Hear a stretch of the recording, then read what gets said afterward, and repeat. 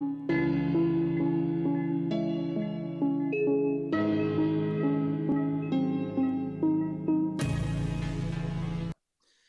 and welcome to Africa's #1 TV health show, Your Health in Your Hands. My name is Dr. David Ajibade and I'll be your host today.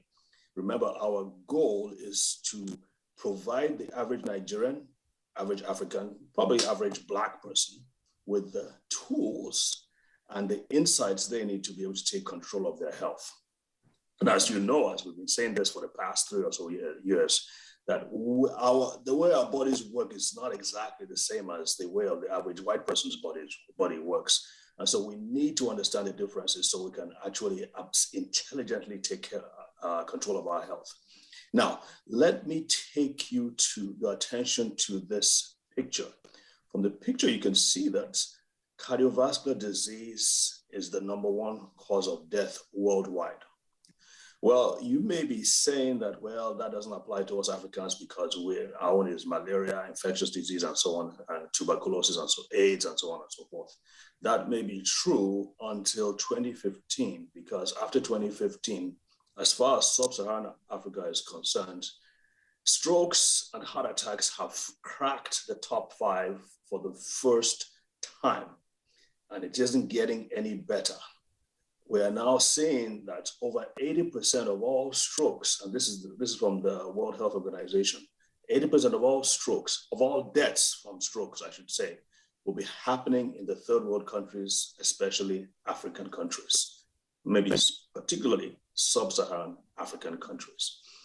One of the obvious reasons is that our healthcare systems are not as well developed. Other reasons is that there's a lot of ignorance. Yes, we can blame tropical diseases, administrative problems, and so on and so forth.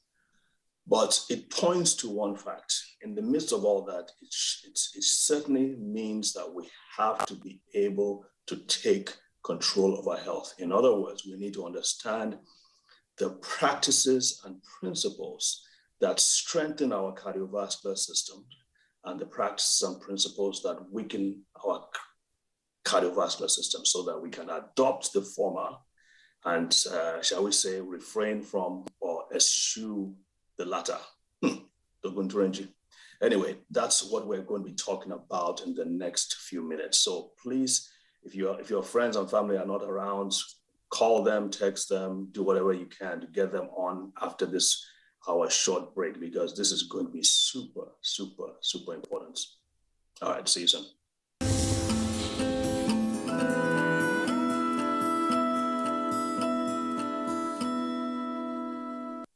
Welcome back. With me on the show today is Dr. Muni Adanijo. She is a cardiologist, consultant cardiologist, and co-founder and medical director of Naveen Healthcare. Welcome to the show, Ma. Thank you so much for having me. Okay, great. So you are in the center of, I don't know, everything when Nigeria is concerned, I guess, except for government. And you keep up a lot of different health, cardiovascular problems, everything from hypertension to strokes and so on and so forth. What would you say is the #1 mistake Nigerians make when it comes to care of their cardiovascular system? The #1 mistake, I would say we don't do enough preventive cardiology. We don't do enough prevention. We tend to wait for something to go wrong, and then we now start looking for help, by which time it's too late or almost too late. So we need to do more prevention. We need to do more preventive cardiology, more screenings, more lifestyle changes and things like that. Yeah, I think that's the #1 thing. I like it. I agree. But there's a lot to unpack because, as you know, we doctors just tend to talk in generalities, and it's like, okay, now you said screening, you said prevention, you said this and you said that. To the average person, they were like, yeah, we've heard it all before. How do we break it down so that when people have watched this show, they can go back and say, okay, I need to make this and that change? For instance, hypertension. I know we've talked about this before. Many people don't even know they're hypertensive. And I guess diabetes too is another thing that people find out. So let's try and unpack that a little bit. Let's try and unpack that so it can apply to the common man? Okay, so simply, prevention is both lifestyle changes. By lifestyle changes, we mean how you eat and what you eat. Exercise, okay, how you exercise and the kind of exercise you do, as well as preventive. Now, preventive medicine just means you going for your annual medical checkup. Many people think annual medical checkup is what the rich people do or is what fancy people do. Some think it's expensive. Some think doctors always find something. There are all kinds of myths surrounding preventive health. And it's as simple as just doing your blood pressure. The average pharmacy store in Lagos, do free blood pressures. So if you have malaria, for example, you're going to buy malaria medicine or you're going to buy painkillers or something, just ask them, can you please do my blood pressure? Many of them even do blood sugar. Just ask them, can you please do my blood pressure and blood sugar? And you're going to pay almost next to nothing, to get those checks. Right. Another issue is many people, once they check their blood pressure and it's high, they keep making excuses. Oh, because I didn't sleep last night. Oh, because someone I know before I came in.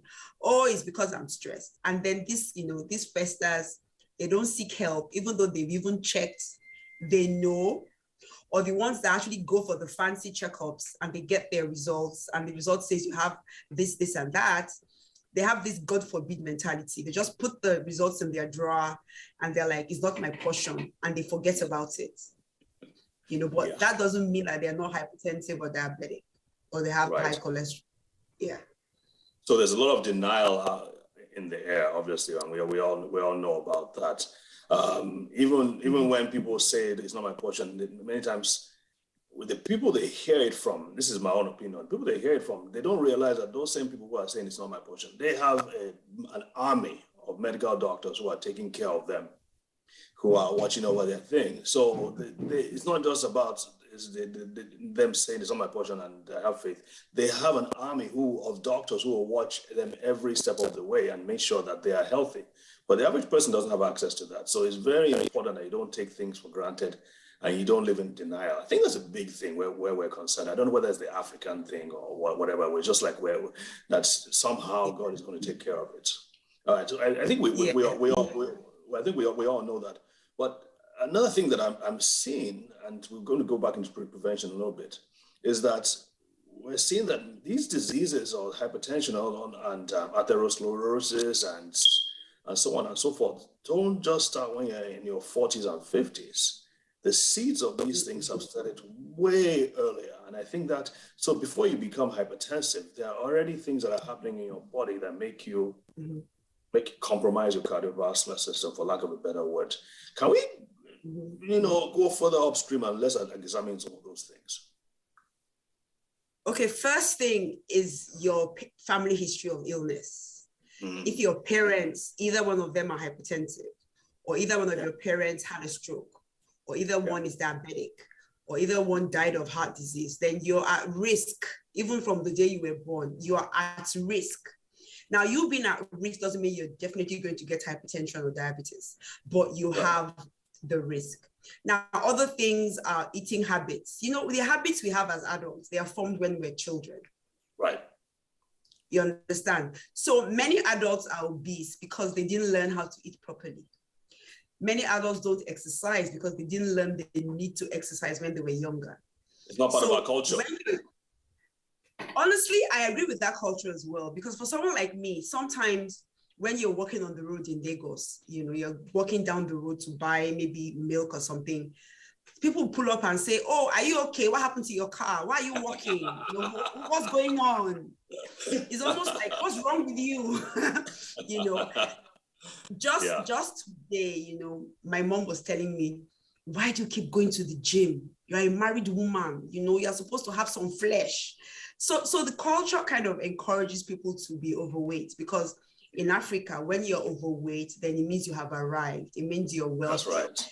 It means you have a good amount of cash. So you can't afford to be skinny, quote unquote. You understand? Right. You understand what I mean?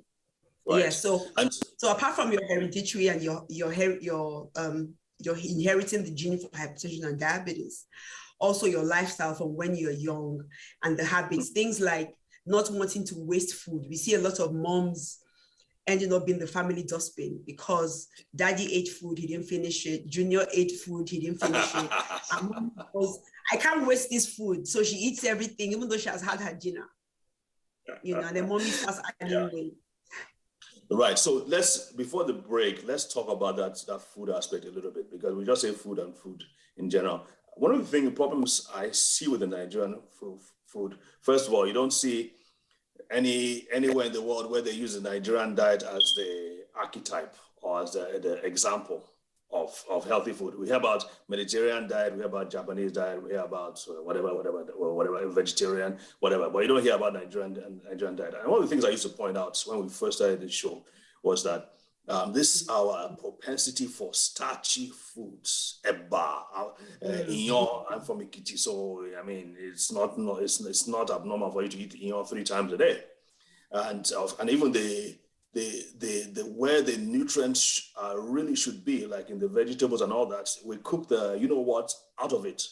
We really cook and fry and whatever. So even the nutrients that we're supposed to get from plants, when we're not there. So we're left with very, very little options when it comes to protective nutrients that can protect the cardiovascular system, protect the brain, and so on and so forth. Let's talk about some of what you've seen about diets a little bit before the break. Okay, so the Nigerian diet is heavy on carbohydrates, it's heavy on starch.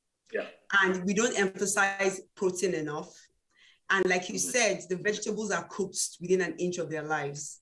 Yes. So the education now, what I tell my patients, because the honest truth is that in Nigeria, it's hard to get so much fancy food. Everything is imported, dollar is going up, everything is expensive. So even though people are trying to be on a healthy lifestyle diet, they still can't afford, foreign food per se. But we can customize our Nigerian food to make it healthier. Take, for example, if you take less portions of starchy food, so less portions of your pounded yam, eat more vegetables. And then now we're telling people, don't overcook your vegetables. Steam lightly, just rinse, steam lightly. Make sure they're still crunchy when you're eating. You understand? Eat more protein. Now, healthy protein, fish is relatively cheap, eat more fish. And then it comes from when we were young, this poverty thing. Oh, only daddy eats fish. Only daddy is the biggest piece of meat.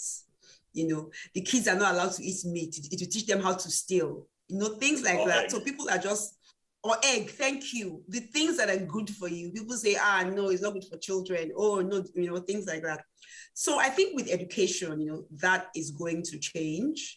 And that's why a show like this is fantastic. Because when people watch this show, they realize, okay, so I can actually still eat my Nigerian food and still be healthy. Just cook it in a different way and change the proportion of what's on my plate around. And then it wouldn't be that bad. Perfect. And of course, reduce the oil. Reduce oil. We eat a lot of oil in Nigeria. And that's a great point too. And what we're beginning to find out is that even vegetable oils, the so-called healthy oils, groundnut oil, vegetable oil, canola oil, and so forth, are actually not as healthy as we think they are, especially when you fry them.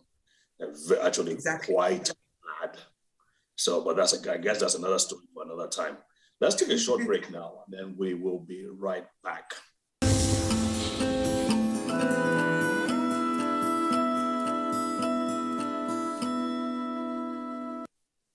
All right, welcome back. I'm here with Dr. Muni Adanijo, who is the Chief Medical Director and co-founder of Naveen Healthcare.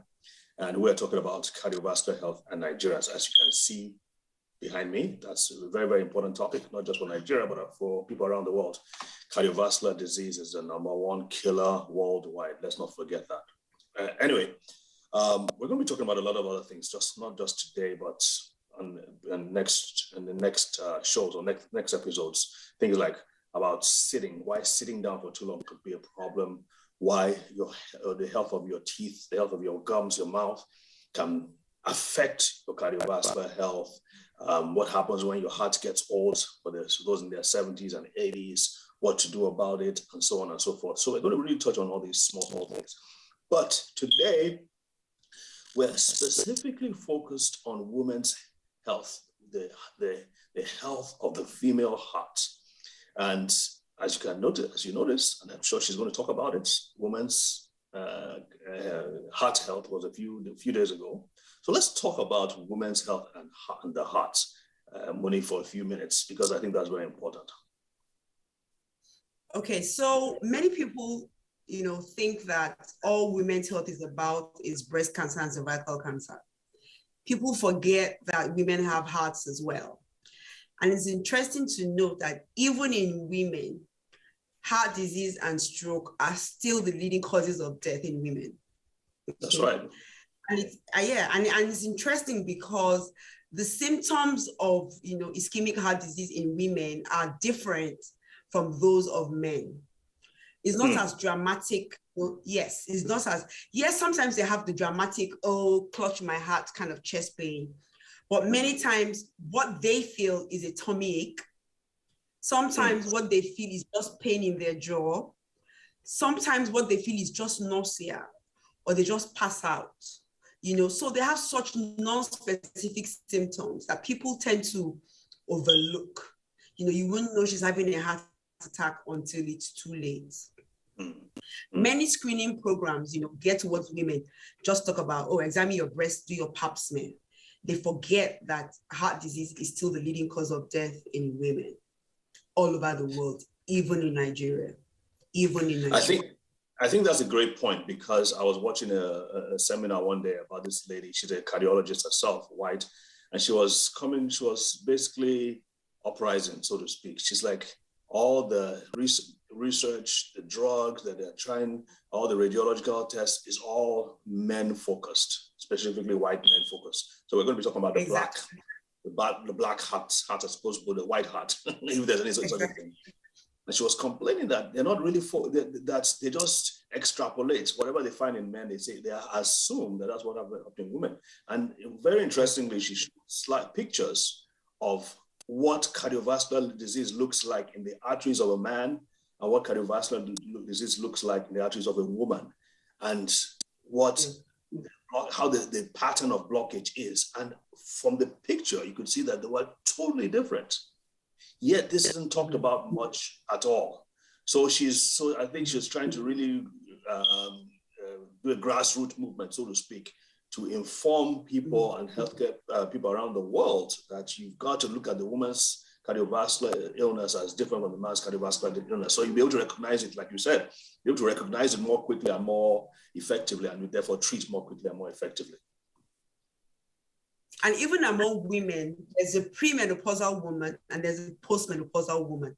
Those two women are even different, because the effects of estrogen, it protects you from so many things. And by the time you go into menopause, your estrogen cover is removed, and then your risks are heightened. So, and then you're right, not a lot of women, Black women for that matter, are in all these randomized control trials, and we need to talk more about that. We need to talk more about that, because a lot of these trials are done on Caucasians. And you and I know that even though we are all human, we're different. We're different in our biology and our physiology because of race, migration, and so many things. So we need to, be more inclusive when we're picking our sample size. Do you think women should be? Well, you think women should bring this out when they're going to see their doctor, if they're going for their physical or whatever it is that they're going to the doctor for? Do you think they should? Are there specific things they should ask their doctor about? Or is it just they should just please check my blood pressure and check this, whatever the problem is? Or are there some things that they can point out? Well, I think every woman, apart from having their mammogram and their pap smear, they need to have their blood work done. They need to know their numbers. So they need to know their blood pressure, their body mass index, their blood sugar, their HbA1c, their cholesterol, all those things need to be checked. And ECG needs to be done. Thorough examination also needs to be done, so that we can know the state of their hearts. Because the prevalence of hypertension in Nigeria, male and female is almost equal. I think it's male 51, women 49 or something like that. So it's almost the same. So even though it's commoner in males, but the difference is really not much. So we have quite a number of female hypertensives as well, than than what we think we do have. So women, I always tell people, women are not walking vaginas and breasts. We have other organs as well. So let's talk about real quickly about belly fat. I want us to touch on that before we end this show. Talk about belly fat, because again, going back to your whole thing about Nigerians, we have to have big belly to show that we are, we have made it. Mm-hmm. So it's interesting to note that people just think fat is just a thing that just stays there. Now, fat is metabolically active. Fat releases hormones, fat does all kinds of things. When you have belly fat, your insulin doesn't work properly. When you have belly fat, it means that you have insulin resistance. And insulin resistance is the bedrock of so many cardiovascular issues, diabetes and all that. So belly fat, is actually an indicator. So the bigger your belly, obviously, the bigger your waist circumference, the more likely you are to be predisposed to having heart disease. So the whole idea is you need to eat properly to reduce belly fat. Now, many people assume that you have to do sit-ups or some kind of funny exercise to reduce the fat around your belly. 6-packs are made in the kitchen. Okay, 6-packs are made in the kitchen. So your belly fat is a reflection of what you're eating, not the exercise that you're doing. So we need to understand that. Interesting. Unpack that a little bit for us. Okay, so weight loss is 30% exercise, some say 20%, and 70 to 80% what we eat. Now, when you work out, you don't burn that many calories, you don't burn that much fat. Okay, so it's impossible to eat what you like and then go and work it off in the gym. It's impossible. So the best workout you can do in the gym, you burn max 500, 600 calories. And the average Nigerian meal, proper meal of, pounded yam and egusi and all that, can easily go above 1,500 calories. So even though you've worked out today, you've burned 500 calories, but you have consumed more than that. So you can't, out-exercise a bad diet. But if you reduce your calorie intake and then you exercise, so you are burning more than you're taking in, then that would help. So a lot of things that, that we think are healthy are really not. Like you said, starchy food. The body stores unused energy or unused food as fat, and it stores it around our bellies, around our buttocks and thighs and things like that. Okay, so if you eat too much, obviously the body will convert it to fat and then store it in your belly because that's like the storage area. Something else that increases belly fat is stress and lack of sleep, because we need to unpack that as well in this Lagos. Now, when you're stressed and when you don't sleep, your body releases cortisol and all kinds of other hormones. Now, what does cortisol do? It helps you store fat in your belly. It increases your sugar level. You understand? The other hormones like adrenaline increases your heart rate, increases your blood pressure. And if this is sustained, the person can develop hypertension, diabetes, and of course, the person will have, a pot belly. And you're wondering, I don't eat that much. Why is my stomach big? It's because you're stressed and you're not sleeping properly. I think that is super, super, super important. That whole stress and sleep. And we probably have to do a whole talk on sleep, sleep hygiene and all that good stuff. Well, one thing I want to say is that people, you need to, if you're sleeping at night, maybe you have 5 hours sleep, 6 hours sleep, you should have 8 hours sleep, but we understand that not everybody has access to that. Make sure that the 5 hours, 6 hours, 7 hours counts. In other words, don't sleep in a room with the light on. Make sure the TV is off. Make sure the cell phone is not near you or your computer. Push them away. I mean, we all make that mistake. But one of the most important things I find out is that you can put those things they put on the plane. You can just put. In Nigeria, we're using those things for face masks, but they are meant for the face and the eyes. So just you cover your eyes so you are sleeping in darkness, because it's only in darkness that your body produces the chemicals that are needed for repair and regeneration, such as melatonin. The body produces, it's only when it's really dark and quiet that the body produces melatonin, so your body can recover during the night. And that's really crucial. It's because people are not recovering during the night. That's why they are more stressed. And that's why the whole belly inflammatory part things and all that. Anyway, we are almost at the end, but I want to give you the last word, something to share with our people around the country and around the world. Okay, so whoever is watching this, don't wait until there's a problem before you have your annual checkup. Now, doing an annual checkup or doing your blood pressure is not just for rich people. It's not just for people that have money. It's for every single human being, okay? If you can't afford to go to a hospital to do a full checkup, at least, go to a pharmacy store, or if in the middle of the market, there are people that walk around with blood pressure machines. Do your blood pressure. Do your blood sugar if you can. And when you are told that you have hypertension, I reject it. It's not a health plan. It's not my portion. It's not a way to treat disease. It's nobody's portion to have hypertension. I always tell people, if you stand in front of a moving train and you close your eyes and say, the train is not coming towards me, and you still stand there and you don't move, the train is going to hit you. So the fact that you reject hypertension doesn't make you less hypertensive than you are. So that's just it. Love it. Absolutely love it. Dr. Moni Adanijo, thank you so much for making the time to do this. We definitely want you on very, very, very soon. So God bless and appreciate it. And folks, thank you for joining us. Remember, these videos are going to be available on the NTA website, YouTube channel, and also on our channel, brainandbodyfoundation.org. And remember, we have every Friday, you can always reach out to us. Well, I think second and last Friday of the month, you can reach out to us where we're for free, especially for the underprivileged in society. We're treating brain disorders, including, cerebral palsy, seizures, sickle cell disease, Down syndrome.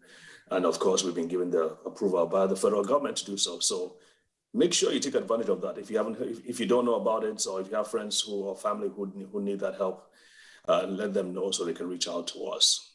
So till then, till next week, we will say so long and God bless. Bye.